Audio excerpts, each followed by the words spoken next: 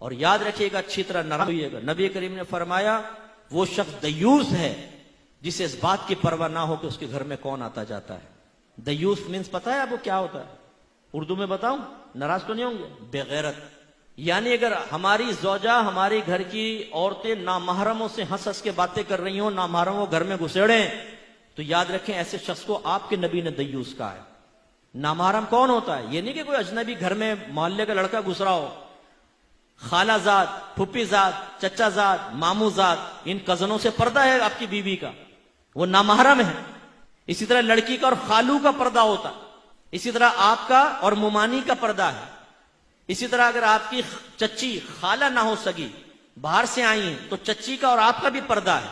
हमारे यहां कहां हो इसका ख्याल करते? अल्लाह के नबी पर्दे के अहकाम बयान फरमाए, और हमारी हालत यह है कि अगर हम इस तरह की बातें बयान करें तो ये औरतें हमारे खिलाफ बोलना शुरू कर देती हैं। अरे क्या हम गारों में छुप के बैठ जाए?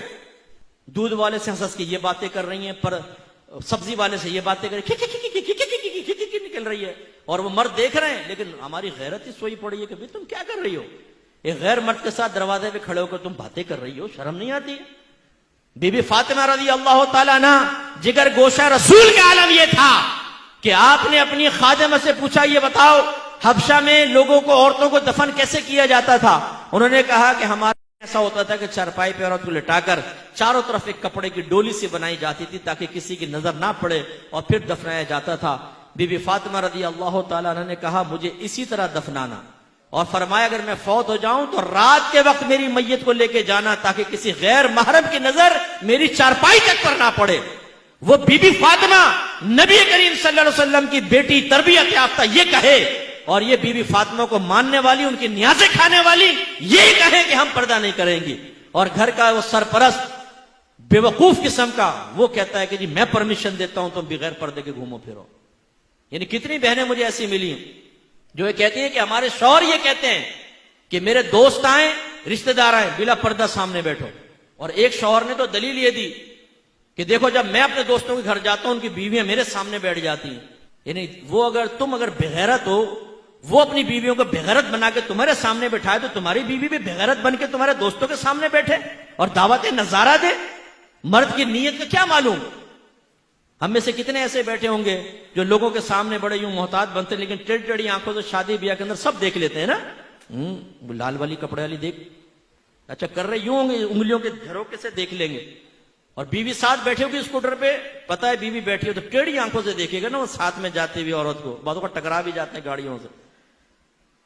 तो जब हमारी नीयतों में इतना फतूर है कि शैतान कुछ ना कुछ डाल देता है, तो आपने कैसे समझा कि घर की औरत के शैतान से बिल्कुल पाको साफ हो गई?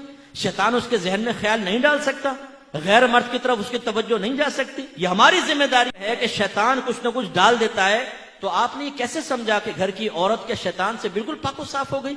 शैतान उसके जहन में ख्याल नहीं डाल सकता, गैर मर्द की तरफ उसकी तवज्जो नहीं जा सकती। यह हमारी जिम्मेदारी है कि हम उसको रोकें। नबी करीम तो ये करें और हम ना करें, गलत चीज है ना। एक मरतबा नबी करीम सल्लल्लाहु अलैहि वसल्लम हुजरे में दाखिल हुआ, सईदा आयशा सिद्दीका रज़ी अल्लाह तआला अन्हा के पास एक शख्स को बैठे हुए देखा, चेहरे अनवर का रंग बदल गया, जलाल के आसार नुमाया हुए। सईदा आयशा ने अर्ज़ किया, रसूलल्लाह ये मेरे रिज़ाई भाई हैं, यानी हमने एक ही माँ का दूध पिया है। तो फिर सरकार का जलाल कब हुआ? यानी जलाल में तशरीफ लाए कि घर में अजनबी मर्द कैसे?